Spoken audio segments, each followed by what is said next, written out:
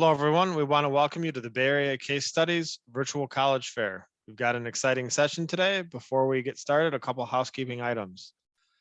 Note that if you have questions, you can do so using the Q&A button to type your question to the presenter at any time. Also note that your camera and microphone are off, so our panelists can't see or hear you. Be advised as well that there are additional sessions on the StriveScan website. If you would like to sign up for another institution, go ahead and do so.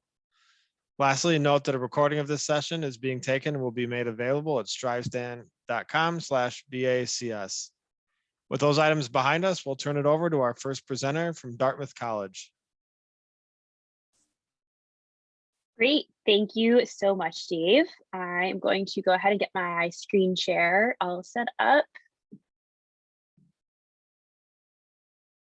All right, I'm going to quickly go back to the top. All right, everyone, welcome. Good evening. Hello from here in Hanover, New Hampshire. I'm so excited to spend a few minutes tonight speaking with you about Dartmouth College. My name is Allie Duke. I'm an assistant director of admission here at the college. We're going to try and cover as much information as we can tonight, but just as a reminder, this is just sort of the tip of the iceberg. So a lot more to learn about Dartmouth beyond tonight. I do want to sort of start by rooting us in our location. We're sort of triangulated between Montreal, Boston, and New York City. You can be in any of those three cities in sort of a few quick hour car ride. However, just because we are surrounded by cities does not mean that we ourselves are located in a city. So Hanover is really sort of a small quintessential college town, but it's also somewhere where we bring together folks from all over the globe. So our students represent all 50 states, 92 different countries, and they speak 50 different languages. So it's really a global space. It's also a pretty stunningly beautiful place to spend the next 4 years of your life. We have a very green landscape with ample opportunity for hiking, biking, swimming, skiing. It's a space where you can literally and figuratively breathe a little bit more deeply. We have the Connecticut River just to our west. We have Ockham Pond. We're sort of nestled between the White Mountains of New Hampshire and the Green Mountains of Vermont. So lots of opportunities to get outdoors. We have the oldest and one of the most prominent outing clubs in the entirety of the US. And we're one of only 2 schools that have a college-owned skiway. So if you want to hit the slopes for a few hours after class on a Tuesday, you can do that. We're also the largest landowner in the state of New Hampshire. So we also have a land grant up in Maine. We have the Hood Museum of Art right here on this map in the corner where my cursor is. They have over 60,000 items in their collection, one of the largest in New England. We have our own organic farm. About 5 minutes up the road is Dartmouth Hitchcock Medical Center, the only level 1 trauma center in New Hampshire and one of the largest tertiary hospitals north of Boston. So just because we are a bit more rural certainly does not mean that you are not going to have ample opportunity to stay busy. I do want to speak a little bit to academics, because at the end of the day, you're coming to college for an academic experience. We're a liberal arts college, and I think that's a term we toss around a lot. But for us here at Dartmouth, it means that we want to teach you how to think, not what to think. We want to push your boundaries. We want to sort of encourage you to explore academically. We want you to be a good problem solver, a good communicator. We want you to be creative. We want you to have those critical thinking skills that will allow you to be successful regardless of where you wind up down the road. We are the smallest school in the Ivy League at about 4,400 undergraduate students. We only have 2,000 grad students, so you have really unparalleled access to faculty and professors. So if you're interested in research or working in a lab or co-writing a book with a professor, you have the opportunities to do those things. We also really want to encourage you to take what you are learning in the classroom and put it on a global level. So about 55% of our students will study away at least once. 30% will study away at least twice, and 10% actually study away 3 or more times. That's so accessible in part because of the way we structure our year-round schedule into a quarter system. It's called the D plan, and you have a lot of ownership over when you're deciding to take terms on or off campus. So for instance, you may take classes during the summer, as all of our sophomores are actually required to do for sophomore summer. Then you might do an internship in the winter when there's a lot less competition. So 90% of our students will do an internship, just shy of 60% will complete research. And then there's this cohorts who study abroad. So we run 50 or 60 different programs on any given year. You don't have to go on one in your major or minor area, and you're eligible to go on any of those programs as early as your freshman summer. Community is also essential to us here on campus. If you only take away one thing from my presentation this evening, it is that Dartmouth is defined by its people. They are what make this place special. We do have over 350 different clubs and organizations on campus, so lots of ways in which to find your home. We also have lots of fun traditions. Here you'll see the homecoming bonfire that is in part built by our first year class. This is not your average backyard bonfire. You can feel the heat from this about 4 blocks away. And it also brings back some of our over 80,000 active alumni who are in a whole host of fields across the world. We're pretty consistently #1 on the Forbes Grateful Grads Index, and we're one of the top producers of Fortune 500 CEOs. And our alumni really go out of their way to help current Dartmouth students. I want to touch briefly on affordability. We are need blind for any US citizens or permanent residents. The average grant for the class of 2025, which is the class that we just admitted, is actually $60,000.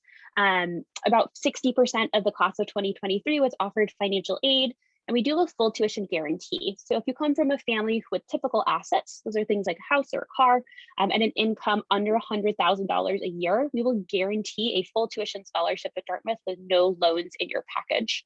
We gave away around $112 million between 2019 and 2020. We do our very best to make it affordable for all students to attend. And your financial aid will also travel with you. So if you're doing one of those study abroad programs I mentioned, we are going to make it accessible for you to pay for that program. I know that's a lot of information in a short period of time, so I appreciate your attention. If you want to continue to interact with us, I'm going to drop some links in the chat, but you can also connect with us via Instagram, Facebook, YouTube, our student-run blog, or The Search, which is a podcast run by our dean.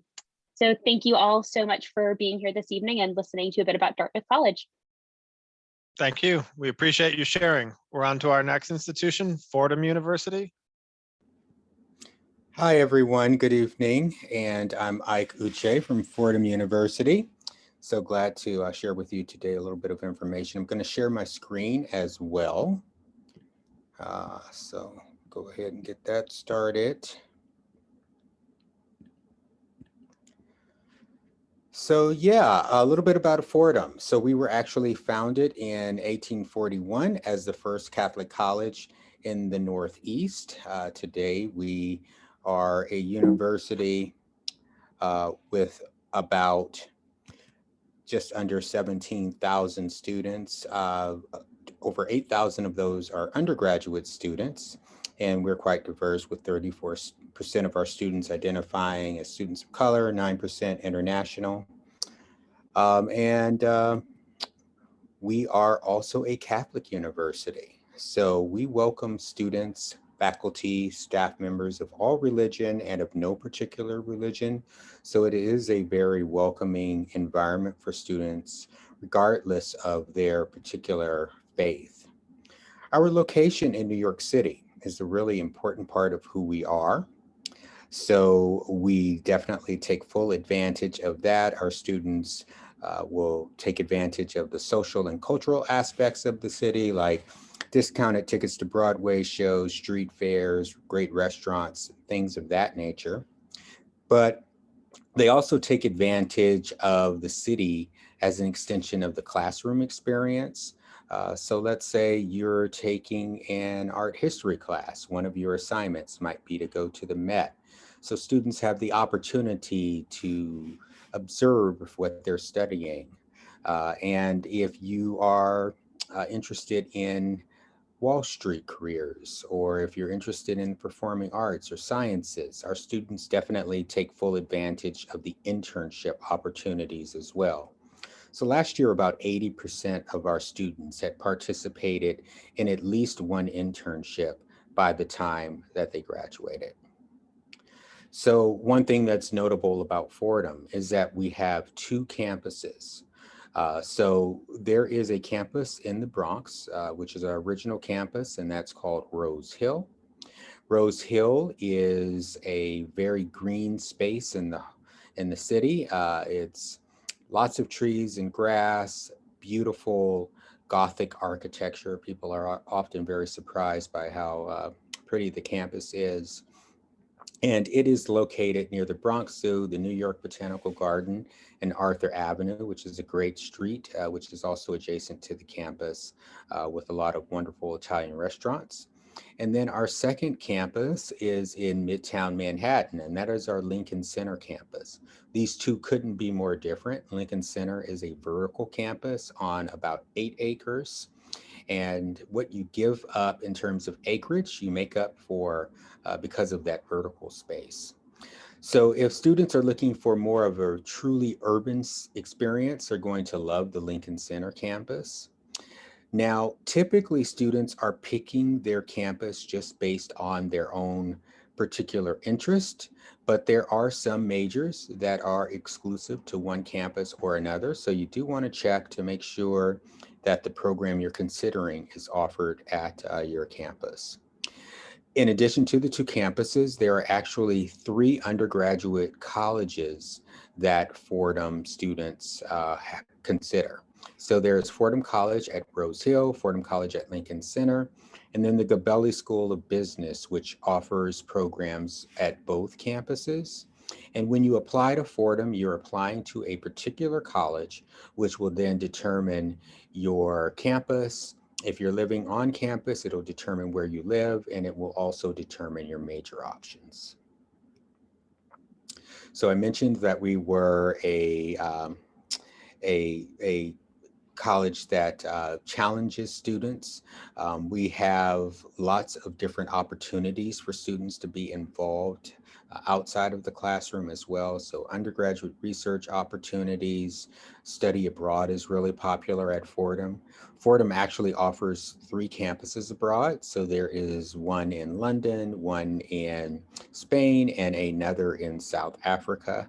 But you don't have to limit yourself to a Fordham program. You can really go all over the world to do study abroad. So really popular, as you can see, with 45% of our students participating in study abroad. So we want students to be involved in clubs and organizations as well. Sports are very popular at Fordham. We are Division I athletics. If you are interested in being a varsity athlete, you would attend the Rose Hill campus, but many students are involved in clubs and intramural sports, and those students can get involved in at either campus. I didn't mention it, but we do also have a shuttle service that will take students back and forth between the campuses. It's about a 30-minute ride if there's not a lot of traffic. So if you're involved in a club or organization at the different campus, or if you're taking a class at the other campus, you can certainly take part in that as well. And with that, I think I'm mostly out of time, but I will be sure to leave some contact information as well, and ways that you can connect with us virtually if you'd like to see this entire presentation, or if you want to visit campus. Thanks a lot. Ike, thank you so much. We're on to our next institution, Kenyon University. Thank you, Dave, very much. Let me share my screen. Excellent. All right, thanks everyone. I'm really pleased to have this time with you and to talk to you about Kenyon. As you can see on this slide, at Kenyon, we're approaching our bicentennial. We're a liberal arts and sciences college of 1,700 students. We're located in Gambier, which is in the sort of rolling hills region of central Ohio. We're an undergraduate only college. We're also fully residential. 100% of our students live on campus throughout their entire experience at the college. Our students tend to come from all 50 states and 50 different nations around the world. 12% of our students come from Ohio. Nearly equivalent percentages come from California and New York State. To that point, 20% of our students come from the LA, Chicago, and New York City metro areas alone. Gambier itself is a quaint tree-lined village of 2,500 residents. Our campus sits atop a hill. At the base is the Kokosing River meandering by. On another side is a 500-acre nature preserve owned by the college. Still another side is the college's farm. And then finally, we have a 14-mile rail to trail path on the fourth side. of campus. You can see through the horizontally through this slide, middle path, which is an important thoroughfare on campus. It's a metaphor for life at the college as well. And this slide has two more images of middle path on the left-hand side. I hope you can get a sense of the stunning beauty of the Kenyon campus. Middle path is important because all the little paths on campus connect to middle path, and middle path runs from the northern to the southernmost point on campus. What this means is students, faculty, staff see each other throughout the day as we circulate through our lives at the college. It means a sense of connection and belonging at Kenyon. In the upper right-hand side is a picture of our Hogwarts-esque Pierce Dining Hall. Bottom right is Wigan Street Coffee. It's one of the shops and restaurants on our main street, our charming little main street in Gambier. Our post office is there, which students actually share with town residents, faculty, staff, community members. So the essential idea here is that at Kenyon, we have a space where you can slow down, think about important matters, be inspired by natural beauty, architectural beauty, and forge close relationships with others. With this slide, just some quick information about academics. 15 students in the average class, 10-to-1 student to professor ratio. All our classes are highly interactive, seminar style, from humanities to natural sciences. There aren't any back seats at Kenyon. In 1841, we became the first college in the United States to implement the faculty advisor model. So we have long evidence of valuing close relationships between faculty and students, teaching and mentoring. Our academic program is rigorous. Our students are genuinely intellectually curious. They're ambitious, achievement-minded students, used to doing well in school, but they're collaborative. They are not at all competitive. It's not the kind of place where students discuss their grades. So the spirit of cooperation is quite significant at the college. Just with this slide, I want to share, you can see our 50+ programs. What I'd like students to know is when you're admitted to Kenyon, you have all of these programs available to you. You're admitted to the entire college, not a particular program. You have until September of your junior year to make a choice about your major. 20% of our students double major. Hardly any student at Kenyon simply studies a major. They tend to combine studies because of their love of learning. We don't have a core curriculum. We do have distribution requirements. Our academic divisions are the humanities, the arts. We actually separate humanities and fine arts at Kenyon. Social sciences, natural sciences. Students take at least 2 courses in the same discipline in each one of those 4 areas, and they complete a senior exercise, a capstone experience. People tend to know about Kenyon for our writing program, the notable authors produced by the college, the Kenyon Review, professional literary magazine. What I want to share is writing is not the sole province at Kenyon of the English department. All students learn to write well with precision and clarity at Kenyon. It's a writing intensive program across all disciplines, not through sort of a seminar series or within particular majors. All our students learn to write well and express themselves well. You can see here a little bit of information about sort of social life at the college. Our program in academics, as I've said, is rigorous, but it's also designed that students can lead interesting, fulfilling, meaningful lives outside of the classroom. There's a lot going on campus, approximately 245 events on campus every year, from a dynamic speaker series to exhibits in our own gallery on campus, to poetry readings, film showings. We have 150 different clubs. Political clubs, Division III athletics, at least 30 dramatic productions every year. Music is very popular at Kenyon. We have 13 a cappella groups, again, for a college of 1,700 students, so our students are engaged and dynamic. To that point, at Kenyon, we tend to attract students who want to come to the college and really shape the extracurricular life at Kenyon. They like the fact that Kenyon students aren't sort of siloed or pigeonholed. They can be any contribution, any compilation of interest activities, and they can contribute in ways that are important to them, expect to be supported for their interests, and also to support their friends in their endeavors. Kenyon's the kind of place where students look for any opportunity they have to connect with their peers and show their support for their peers and their development and their passions.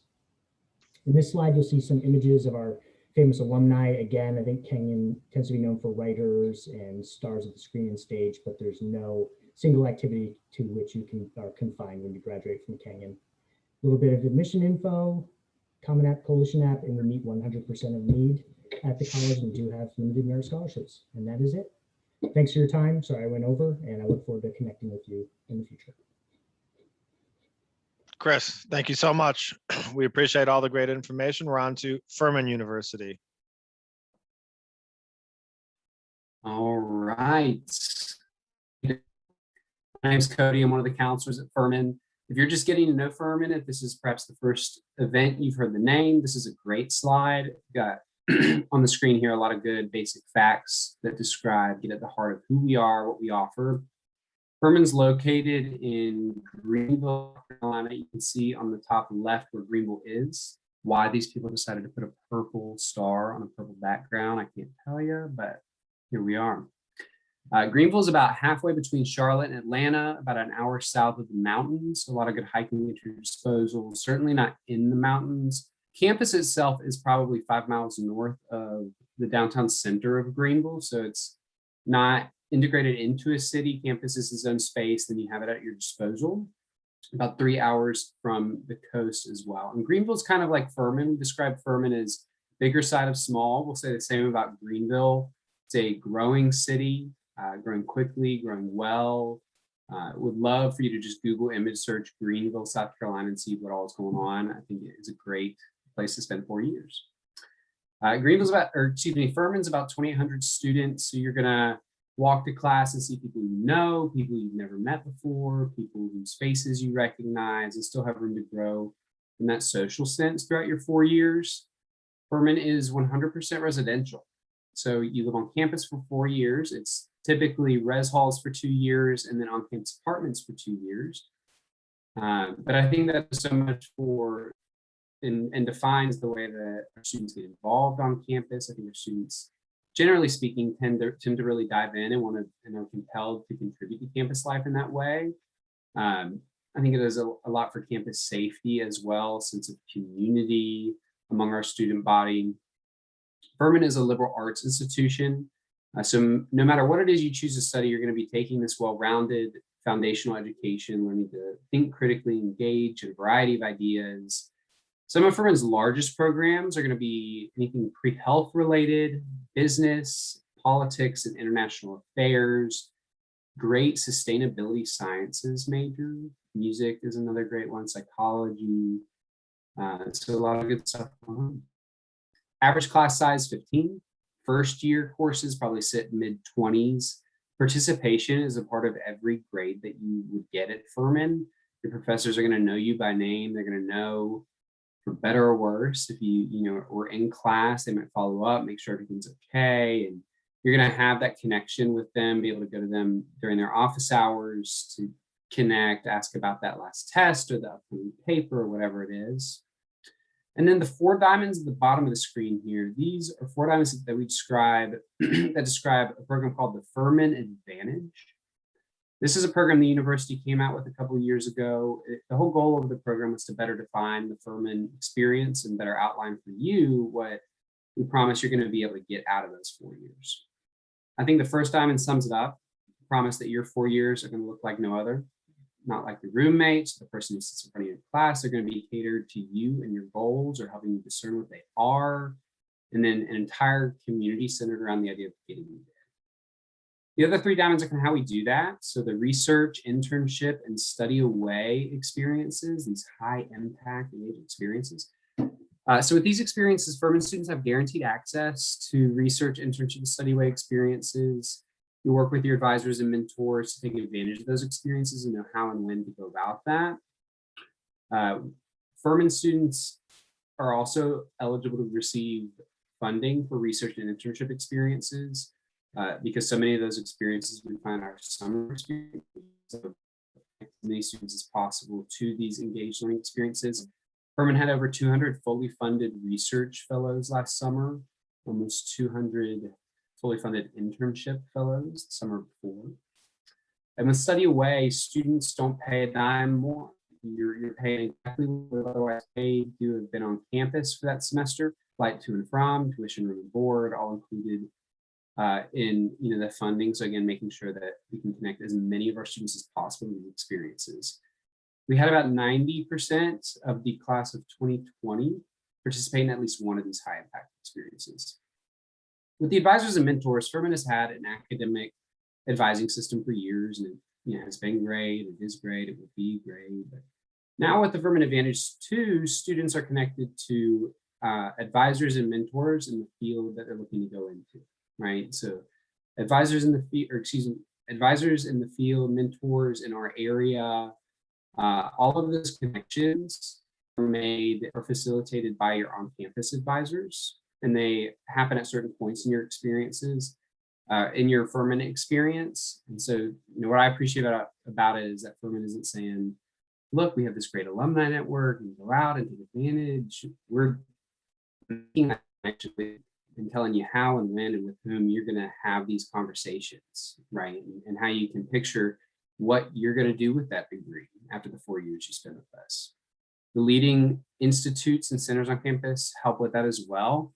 Furman's Institute for the Advancement of Community Health coordinates clinical observation and internship experiences for students in the health system in Greenville.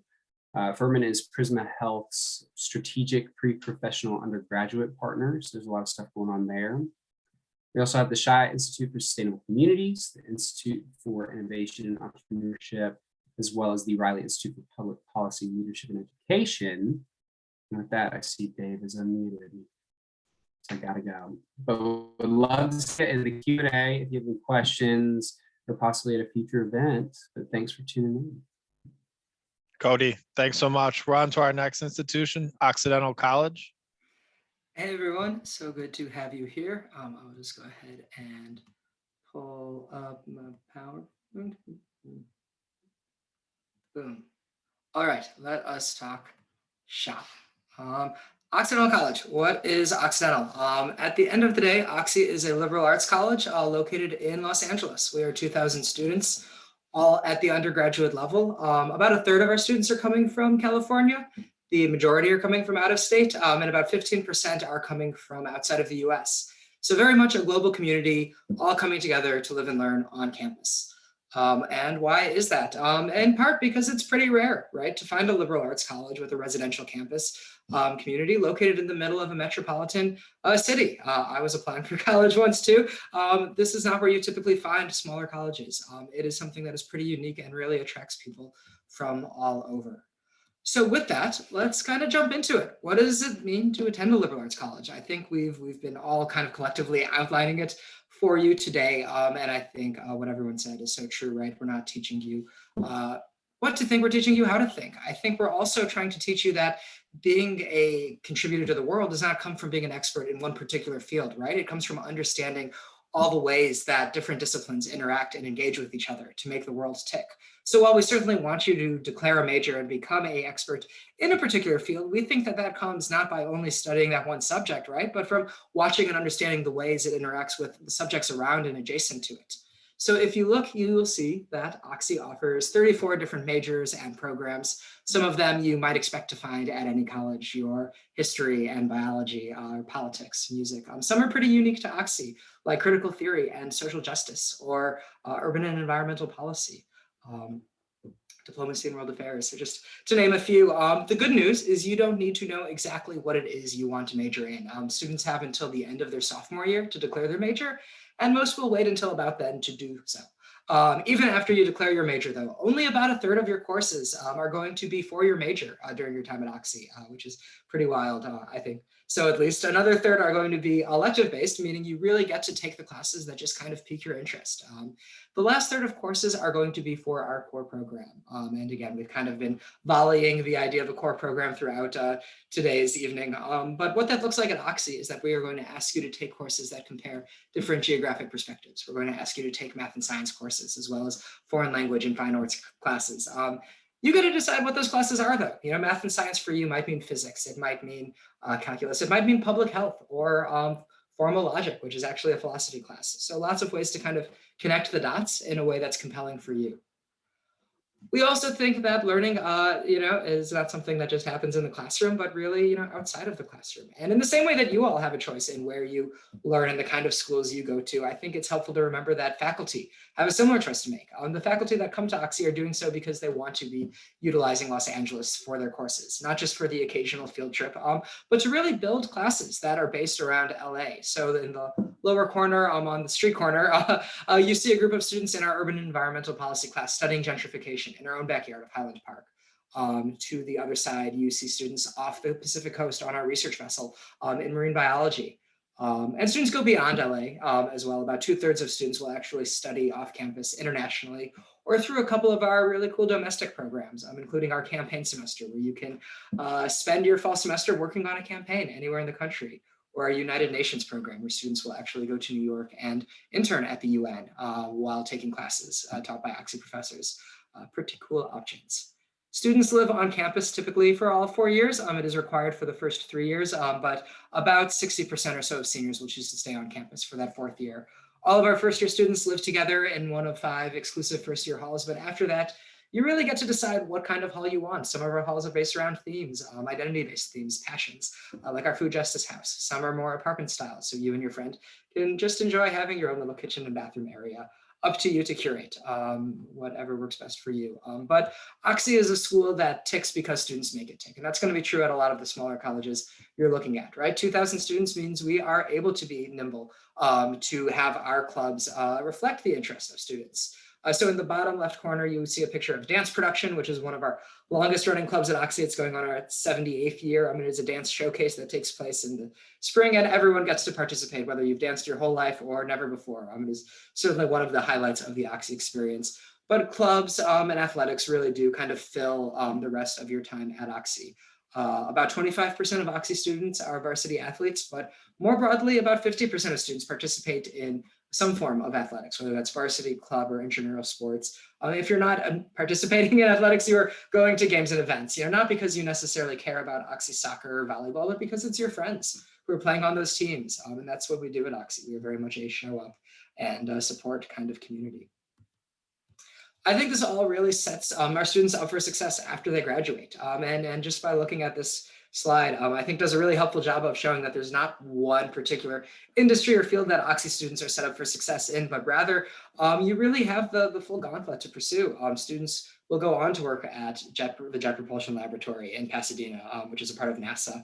We have students go into the arts and entertainment industry, right? We're in Los Angeles. You can be interning at Warner Brothers or Fox during your time as a student. We have just as many students going into education and the nonprofit world. So it really is a landscape that allows you to succeed regardless of kind of what your passions are. And I find that particularly compelling. I hope you do as well, but that is the beauty of the college search process, right? You get to choose the kind of institutions that you really see for yourself. So with that, I will let you continue on your journey and pass the mic back to Dave. Julius, thank you so much. We're on to Texas Christian University.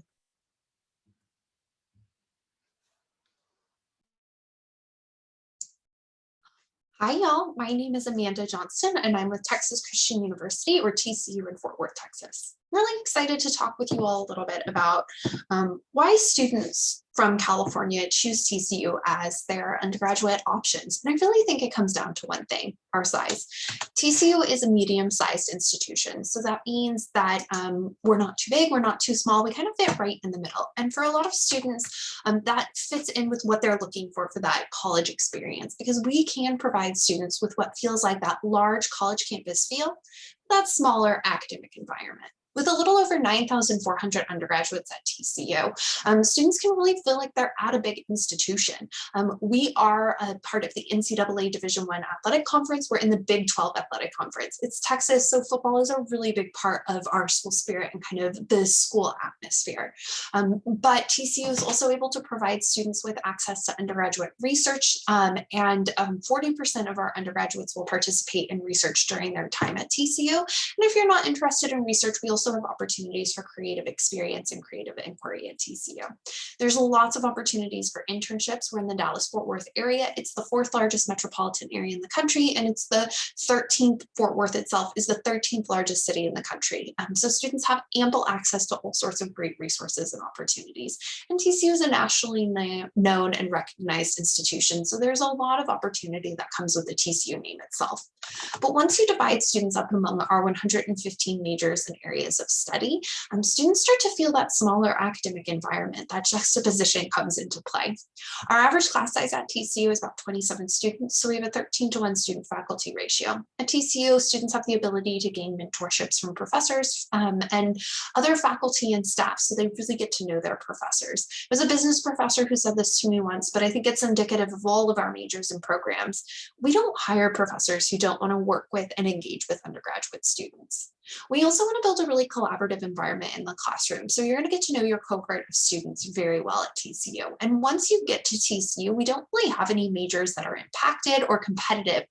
So that means that you're not competing against your classmates for opportunities at TCU. And then TCU itself has some wonderful resources for career services and support with advising. We recognize that your TCU education is going to be a foundation for whatever comes next. And we want to make sure that that foundation comes with the support needed for y'all to be successful. So TCU students not only have access to career advisors, each degree granting college actually has their own career advisors to support students through this process. But if you're thinking graduate school or professional schools, TCU wants to help you achieve those goals too. We actually have wonderful advisors who are there to support students through this process. And because of that, students seeking out medical school are accepted to medical schools at twice the national average from TCU. 85% of our undergraduates are employed or in graduate school within the first 3 months of graduation. But honestly, you all are also going to learn just as much outside of the classroom as you are inside of the classroom. And this is where that medium-sized institution can really come into play. At TCU, we do ask students to live on campus for the first 2 years. Our dorms are ranked as some of the best dorms in the country, so students really don't have any issues with living on campus in those first two years in our environment. But our campus community is really thriving with lots of opportunities for students to get involved in that community. In a normal school year, we have over 800 events in the duration of the year. So there's always something going on, whether it's a concert, an entertainment event, Bill Nye the Science Guy coming to speak, or recently we had goat yoga. So while we might ask you to physically distance from your friends, you don't have to worry about physically distancing from the goats right now. And then game day is a really fun experience on TCU's campus. Because we're the smallest school in the Big 12 Athletic Conference, we're the only school in the Big 12 Conference where students can go to any home athletic event for free. And we've definitely had college game day on our campus before. TCU reviews students for admissions holistically, which means we look at everything in the application to really get to know who you are as an applicant and kind of how you might fit in with our applicant pool and our overall community. TCU has what we call a do not harm policy in our admissions process. And so that means that for us, it's really important to make sure that our admissions policies don't harm the applicants who are going through this process. And because of that, and because of how much we recognize the testing process has been really stressful for students, we have extended our test optional admissions policy for students applying through for entering in the fall of 2023. So if you're going to apply to enter TCU in the fall of 2022 or 2023, we will be test optional up until that point. And test optional at TCU really does mean optional. We look at all sorts of things in the admissions process, so we really do get to know who you are as the student. And when students submit test scores, they really always were such a small part of the process anyway, because we look at so much in our review process. When you apply for admissions, you actually apply for a full range of academic merit scholarships. We don't have another application process that students have to go through. And just like our admissions policies, our scholarship process is test optional. Again, we know how hard it was for students coming in from the West Coast, particularly to get admissions examinations. And we don't want that to be a barrier for students applying for admissions or applying for any of our merit scholarships. And again, like I said, test optional truly means optional. So we don't want that to be a point of stress for students.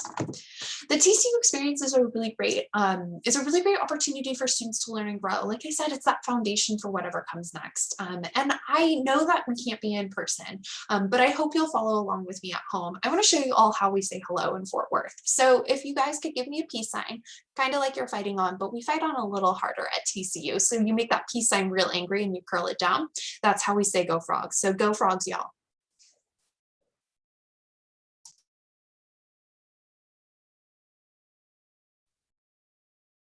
Thank you. We want to thank all of our presenters for the great information so far and the time we have left. We're going to go through a quick question and answer, and we'll ask each of our panelists to weigh in on the topic. So the first topic for our group is, what advice would you give someone going through the college search process? We'll start at the top with Dartmouth. Yeah, thanks so much, Dave. Happy to shed some light here. My piece of advice ultimately would be to be authentic, to be yourself. As you go through this process, if you are an intellectual, great, be intellectual. If you're funny, be funny. If you're not funny, this is not the time to try. We really want to know who you are, what you care about, a window into who you're going to be on each of our communities. So share as much of that as you can, would be my 2 cents. Thank And, you. oh, Go ahead. hi. Yes, my advice is that there are so many students. I know from the last few sessions that I've attended, so many high school students who are fearing that their applications won't stand out because they don't have the kind of compelling background that they think that they fear college admissions officers are going to require of them. And I would say, don't worry, just write about yourself. Anything that you tell us, as long as you share your personality, will be interesting and compelling for the community. Thank you. Kenyon? Thanks, Dave. To students, I would say treat the search process as another part of your education. It's an opportunity to learn about different modes of higher education, different options for college, different settings for college.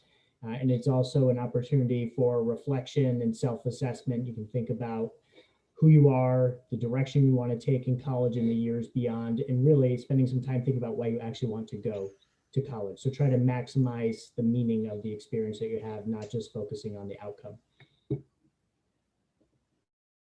Thank you. Up next, Furman. All right. My piece of advice is, because this process can sometimes feel daunting to students, I would suggest that you get with your family and decide when you're going to talk about it. And carve out a time dedicated to the college search, get the questions out there, get your thoughts out there, whether that's Sunday dinner, Friday after the week ends, whatever that looks like for you, but kind of putting in a box saying, this is when we're going to tackle this, and keep those lines of communication open. Thank you. Up next, Occidental. Yeah, I think that the college application process can be as encompassing as you want it to be, but it's important to make time for your senior year and celebrate in kind of where you are at and what you've accomplished. I mean, senior year is 25% of your high school experience, and I think so many students, stop thinking about high school the moment they hit senior year and start thinking about college. And so I sort of implore you all to make time to be present with your friends that you have made over the last 4 years, to really take joy in the clubs and organizations you are leading, and don't lose sight of kind of that presentness, because it can certainly be easy to once you start kind of the search process, which you are already doing tonight. So that is my 2 cents. Thank you. Texas Christian. I love all of these tips. These are a fantastic things that all of my colleagues have had to say. I think the biggest tip that I have for students is don't be afraid to reach out to your admission counselor. I know we all shared our contact information in the chat with you all this evening. I hope that the one thing you walked away from tonight's case study program is knowing that admission counselors aren't scary. We're not gatekeepers necessarily. We actually want to advocate and work with you through this process. So don't be afraid to reach out with questions. Don't be afraid to email us with questions. And at the institutions you're looking at, don't be afraid to reach out to admission counselors. I promise you, we are not scary. Not all of us wear tweed jackets, and we really do want to be supportive of you throughout this process. Thanks so much. It's been some great information. We want to thank all of our presenters for the time they've given us today, and as well for all you prospective students. Thanks so much. We'd ask that you fill out the quick 4-question survey on the StriveScan website, so go ahead and do that. Also, again, be aware that there are additional sessions for other institutions, so sign up at your leisure. Finally, another reminder that the recording of this session will be posted on the website at strivescan.com/BACS. Again, a big thanks to all our presenters, and hope everybody has a great night. Bye-bye now.